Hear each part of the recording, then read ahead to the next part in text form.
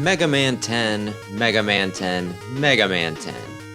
What am I to make of you? I thought I picked you up, but none of my old consoles has you downloaded. Then I remember playing you, for sure, with some friends, but none of them recall having purchased you either.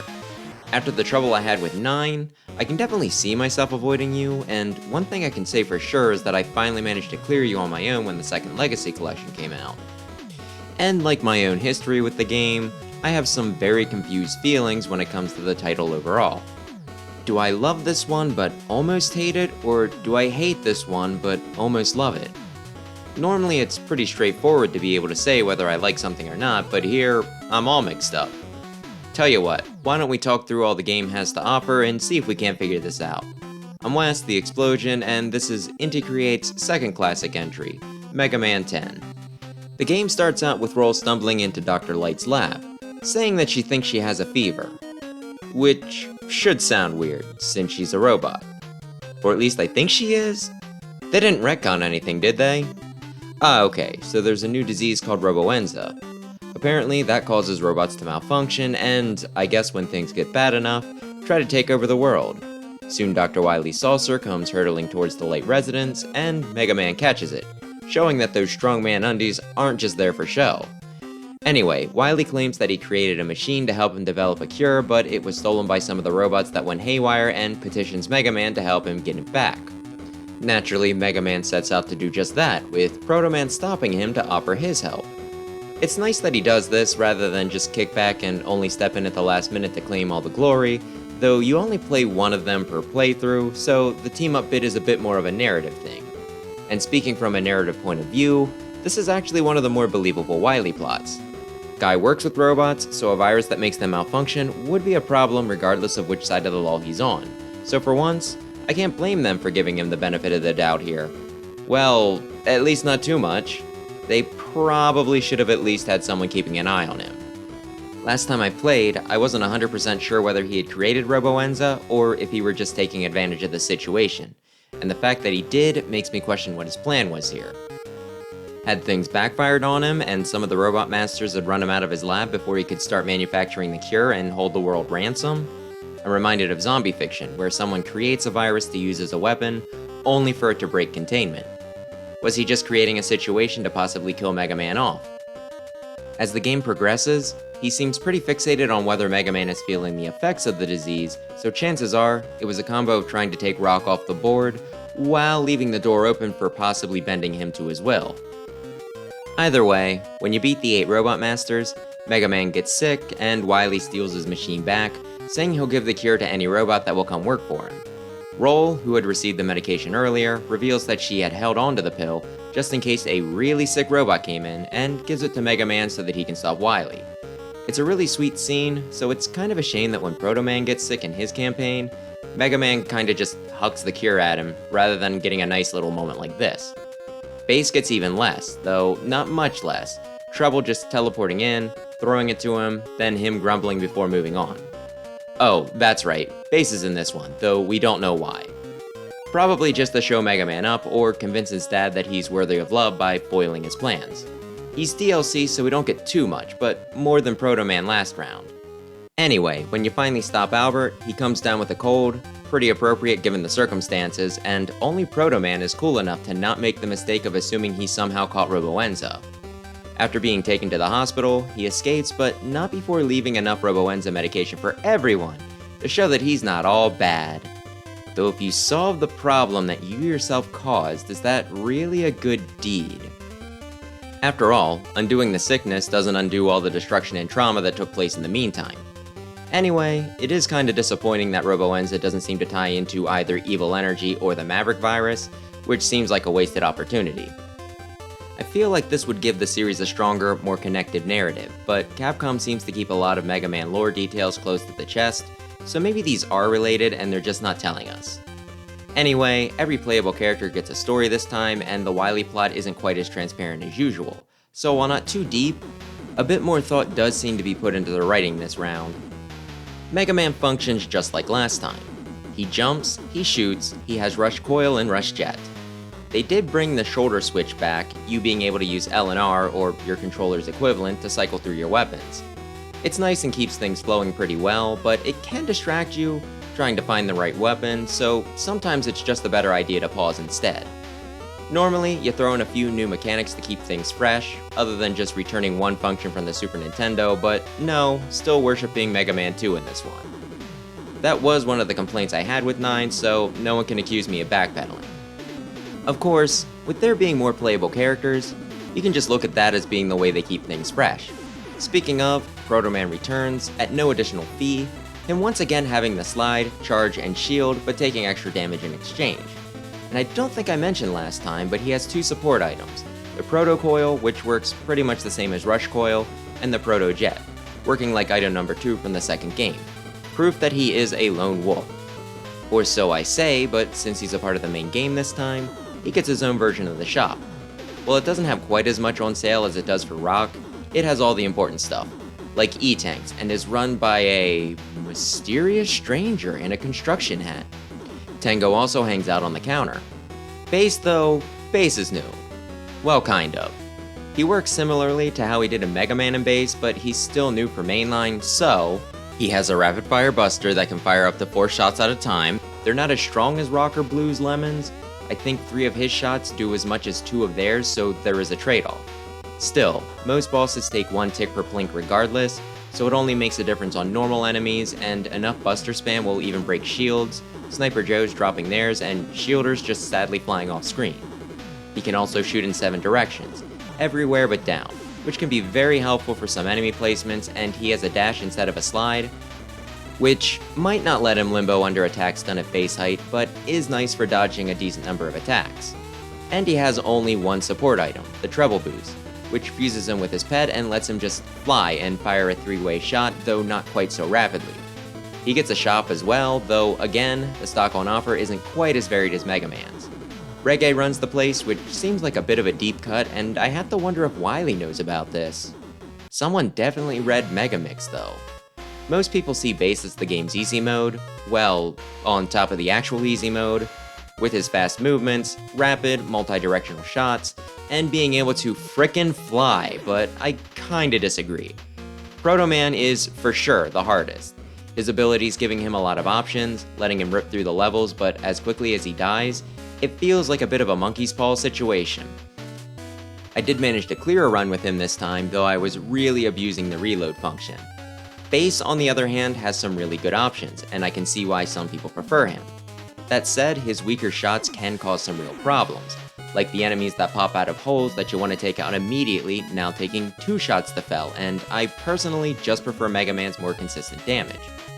But hey, I have a lot more history with the Blue Bomber than his dark rival, so maybe I'm biased, maybe I'm just stuck in a rut, but regardless, each character is fleshed out enough that it's worthwhile to give each a try and pick out a favorite, based on what gels best with your playstyle.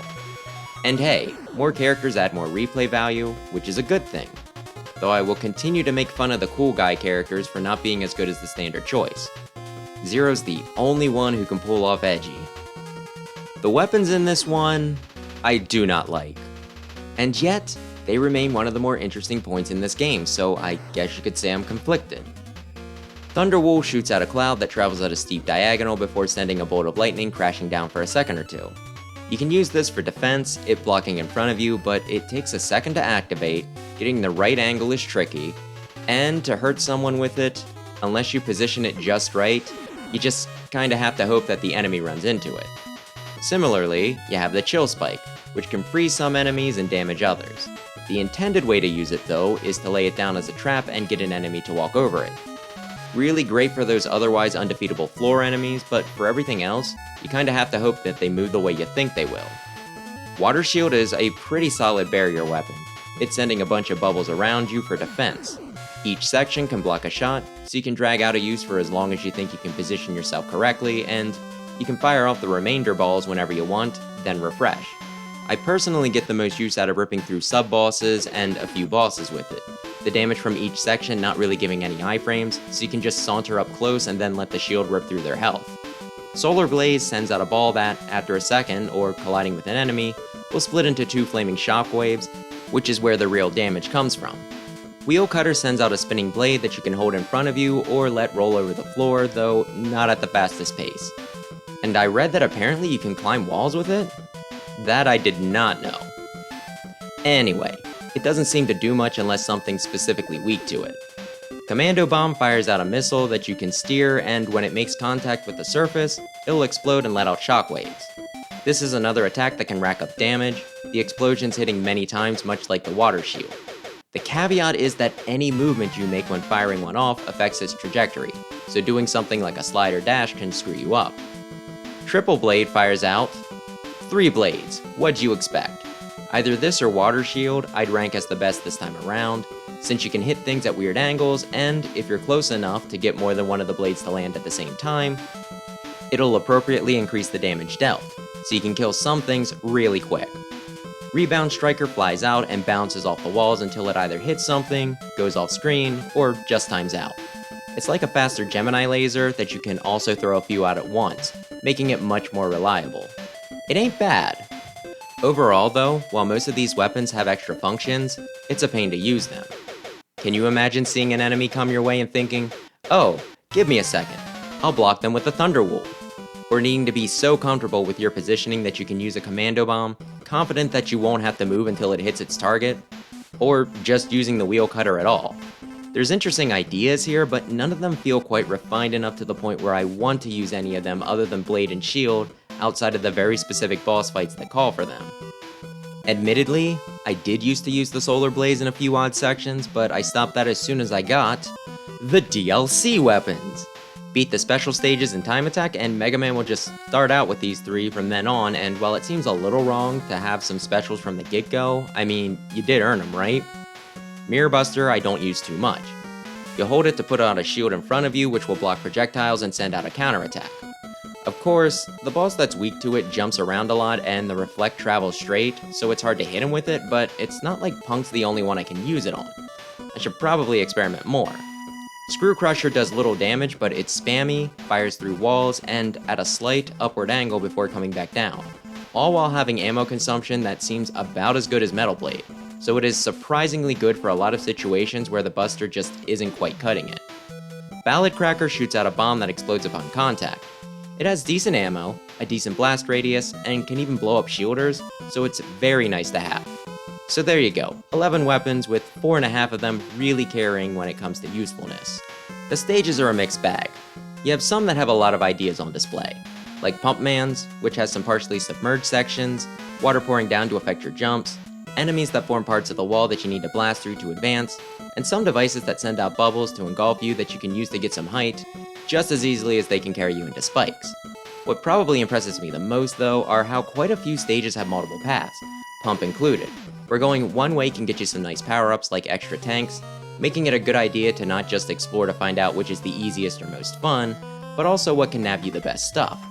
It feels like they put a lot of effort into some of these, and then ran out of time or ideas for others. Nitro Man's level has you jumping over trucks for the majority of the time, there being just a few parts where you have to deal with regular enemies, or the exploding platforms giving you a bit of a reprieve from looking at traffic signals. Likewise, Blade Man's seesaw platforms with the Jowls enemies swooping in go on for just a bit too long and overstay their welcome. And while I wouldn't complain about how often the sandstorms crop up in Commando Man's stage normally, I do kinda hate how they push you back while obscuring your vision. Only the bombs that push up giving you some point of reference for how your walk cycle compares with how fast it's pushing you back. Feeling it out, or just finding a wall to kiss and running into it until the storm abates are about the only solutions. Strike Man's ain't bad, but it spamming enemies that in turn spam projectiles can feel like a bit much. Chill and Solar have tricky areas, but I kinda like them.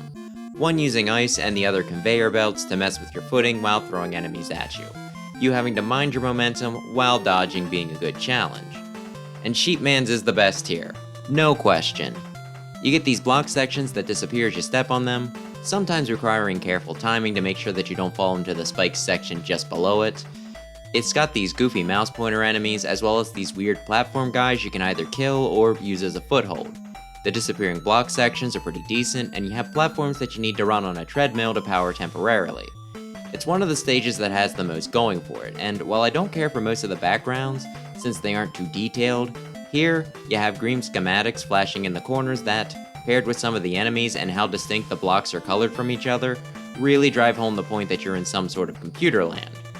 Moving on to sub-bosses, they're at least more interesting to look at this time. A weird light bulb thing that shoots out little jellyfish drones, twin flaming chickens, a soccer goal with a Gutsman head, and a fort with 3 sets of eyes. Still, the strat for most of them is to just equip the water shield and snuggle up, so at least for gameplay, I think I prefer the previous set.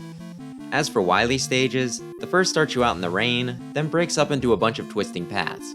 While most of them throw the same obstacles at you, just arranged differently, it can be fun to explore them all, so it's a strong layout. The next are just a hodgepodge of different obstacles, some remixed from previous stages, like the seesaws but now underwater, others being from previous games, like the garbage crushers but now with spikes and conveyors, and some totally new, like the elevators that you can change the positioning of with the buttons on the sides to avoid rising up into spikes. There's so much and they're all so different that it feels like more than 2 levels and it's easy to lose track of where you are in each. Some parts are fun, some frustrating. After that, it's a climb to the top of a tower, with enemies flying your way. The spacing and timing on this are tough, and since getting hit will likely drop you down a screen, it can be a little frustrating, but after that, it's the boss rush and a 2-stage Wily machine. Final stage is the Pinecone section from Metal Man's level. But in space! So is this lineup good? Is it bad? I think I do enjoy more of them than not, only part of Blades and some of the Wily stages irritating me a bit, with Nitro being the only one I flat out hate, but I have played this a lot and gotten used to stuff. It really does feel like they started out strong, making several stages where the ideas just flowed, and then gradually ran out of steam. As for the extra stuff, Endless Mode is back, though I'm significantly less enthusiastic here. A part of me wants to say that the sections randomly linked together just don't excite me as much, some having just the same thing over and over again so that the short stints you're in them for manage to feel tedious, and while I think there might be more inspired by past games, since they lack some of the details from their past iterations, they feel lesser as a result. And the fact that most weapons aren't that fun to use doesn't help things any, but it's still a decent challenge. Then we get the 3 stages for the Mega Man Hunters, each based on the ones they appeared in originally. These tend to be harder, but with them being time attack challenges, that's to be expected.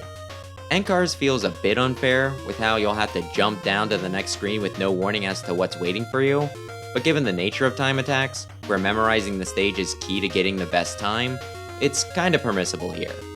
Just kind of though. Punk has a lot of stuff repurposed from the main game, shielders, bomb platforms, seesaws, and compactors all coming back.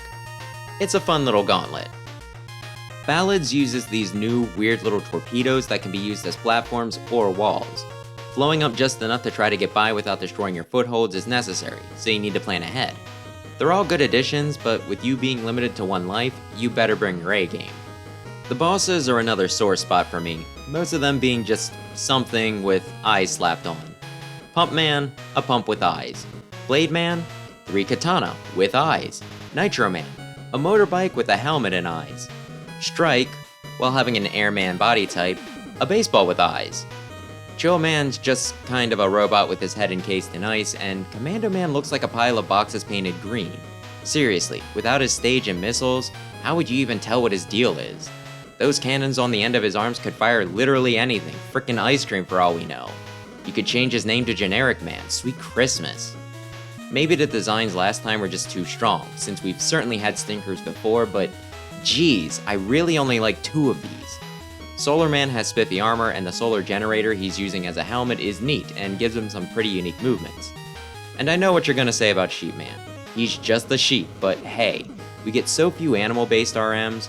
I like his little robo horns, and how, rather than giving him a proper face, he hides in his wool, and how he is both simultaneously a sheep and a cloud, him floating into the air, then using his static electricity to zap you. He's clever, and I've said before how I also love that he's a literary reference. When it comes to the fights, quality also varies. Some just do the same thing over and over again, like Blade Man just jumping from the different surfaces and whipping swords at you. Some can feel a bit cheap, like Pump Man, who it is really hard to run under as he jumps around.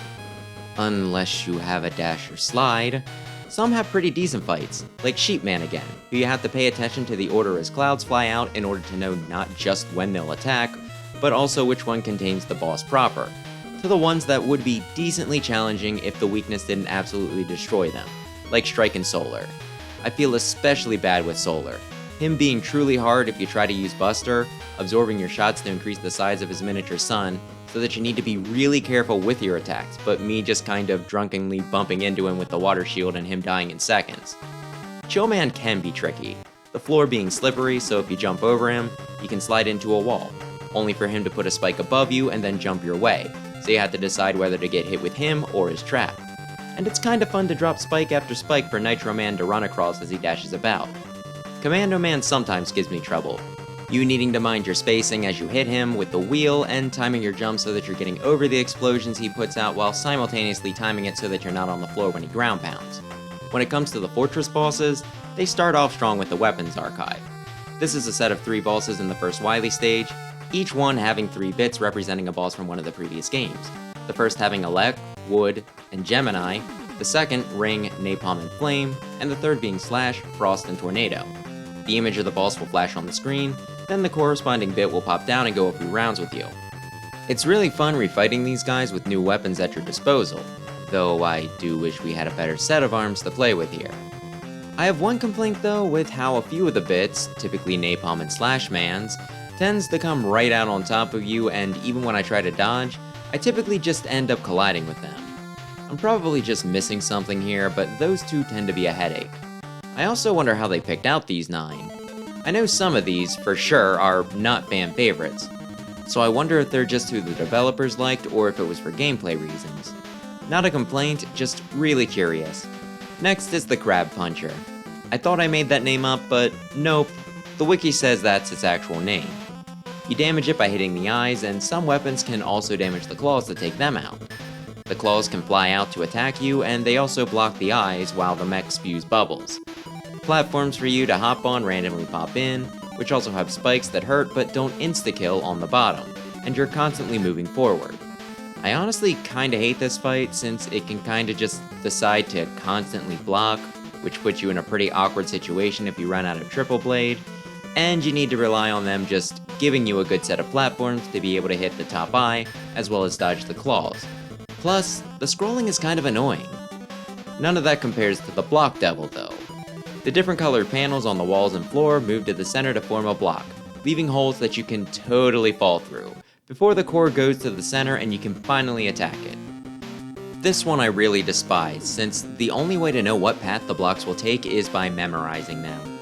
Say what you will about Yellow, Green, and Twin Devils, you can tell how they're going to move based off of what section is deforming and what part of the body they're moving to by what's missing. Here though, they're just going to the center. Pivoting several times, and if there's any logic here, it escapes me. As soon as it becomes vulnerable, it's a race to huck as many rebound strikers into it as possible, which do tend to be pretty reliable, before it can reverse the process and do the dumb attack where all its bits just fly off the wall, one after another with very small dodge windows, and it starts reforming all over again. I normally love the devil bosses, but this one completely craps the bed in my opinion. Then finally, we're at Wily. Rather than just a machine with a skull on the front, this time we get a machine with the skull wearing a Captain Crunch hat. Seriously, last time we got a demonic dino, this time a pirate? I'm liking the whimsy. Anyway, hit it in the face. It fires big missiles that you can use as platforms, as well as smaller homing ones to run interference. It's not a bad fight, though it does so much damage. I mean, you die in just 3 hits. No wait, I was playing as Blues. Still really want to avoid getting hit with this one, even more than usual. The second form just kinda goes back and forth across the top of the screen, firing easy to dodge attacks before coming down to send out a vertical line of electricity. It can also sometimes trap you in a weird electro bubble thing that you need to shoot your way out of. The cockpit is the weakness, and the best weapon for it is the water shield, but it's pretty easy to get the shield caught on either the lip or the electricity and waste it. Sometimes I'll take pot shots with the commando bomb for chip damage, but otherwise, it's kind of an annoying fight. Only Base really having an easy time of it. This is the one situation where I prefer him over Mega. Wily Capsule gets its own stage. You fight in low gravity, 2 capsules popping in and out of sight, passing attacks back and forth between them. One contains the real Wily, while the other one is a gray fake, complete with triangle on its forehead in case you're colorblind. It's a nice touch. It fires off a lot of attacks that I'd say are hard to dodge, but by that point, I have enough E-tanks that I tend to barely bother and just tank hits, and even then, I usually only end up refilling once. While I might be relying on a safety net, it feels really anticlimactic with how easy it is. One nice thing I will say though is that when I realized why his weakness is the chill spike, I thought it was really clever. I won't spoil it for you though. There's a few really great fights here, but most of them, I'd just rather not. Kinda disappointing, though maybe I'd be more lenient if they were more interesting to look at. At least the extra bosses are cool, DLC heralding the return of the Mega Man killers. Each has a cool design, which makes sense since they're special characters, more care would have been put into their design. Ankar runs around and can take attacks, then reflect the damage back your way, but bigger. Knowing when to attack and when to dodge high or low is important, plus I think he's the only one whose level doesn't have an E-tank unless I missed it, so he's harder by default. Punk's pretty cool, and he jumps up and down, pitching screws at you before turning into a ball and ramming your side of the screen. He makes me feel bad about myself since I always jump into his attacks when trying to dodge. Never feels good when the main source of trouble is yourself, but I can't hold that against him, and I already mentioned the problem with using the Mirror Buster against him. And Ballad is honorable and lets you risk stock some power-ups before you fight him. He's built like a linebacker and runs around the room, dropping bombs that explode after a second or two. If you don't have the Screw Crusher, you need to manage them while attacking him, but if you do have his weakness, you can just outdamage him. While Ankar and Punk can be a bit frustrating and Ballad is a bit too simple, I like them, so it's all good. I only ever owned the first Game Boy game, so it's not nostalgia biased. Not much to say about the visuals. They're still mimicking the pixels of the NES and managing to look pretty good in the process. When it comes to the music, you won't hear many complaints from me. There's one or two tracks that are kinda weak, but for the most part, they're pretty good. Pump Man's stage sounds dreary, which works for the setting. Solar Man's is kind of intense and gets me excited, and I kinda wish I didn't like Nitro Man so much given the stage. My favorite though is Cyber Sheep's Dream, which succeeds in sounding dreamlike, while still having that retro vibe. The first Wily stage also does a really good job with its musical selection, you starting outside in the rain and the track sounding miserable. You beat the first weapon archive though, and the rest of the stage picks up with this rockin' track, the combination of the contrast and just the overall vibe getting you pumped up and determined. While not my favorite, the OST is up to the quality you'd expect from Mega Man, and the sort that I can listen to outside of gameplay, just very good. I don't even know how I'd describe the difficulty on this one. After 9, it honestly felt downright easy to me. Sure, there are some definite pull your hair out frustrating parts, like the Block Devil and all those damn trucks, but for the most part, I can just kinda blow through this one to the point where I wondered if Inti Creates got yelled at for how sadistic their last entry was, and were told to tone things down.